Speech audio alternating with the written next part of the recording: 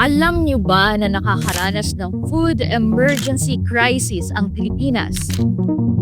Alam niyo rin ba na ang Pilipinas ang nangungunang rice importer sa buong mundo noong nakaraang taon kahit na napakalawak ng lupang sakahan ng bansa?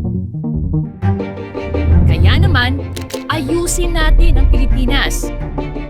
Nais ni Pastor Apollo C. Quiboloy na isulong ang panukalang batas na tinatawag na Philippine Food Security Enhancement Act na layuning tugunan ang problemang ito.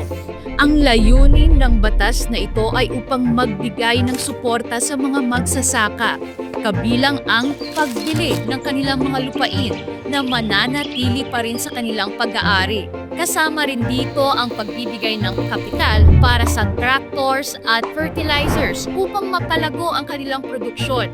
Mahalagang bahagi rin nito ang pagbuo ng mga infrastruktura tulad ng mga warehouse at farm-to-market roads. Binilang na ni Pastor Apollo C. Quiboloy ang bilang ng mga ektaryang palayan at toneladang bigas na kayang maproduce araw-araw, buwan-buwan at taong-taon upang matugunan ang pangangailangan ng 120 milyong Pilipino.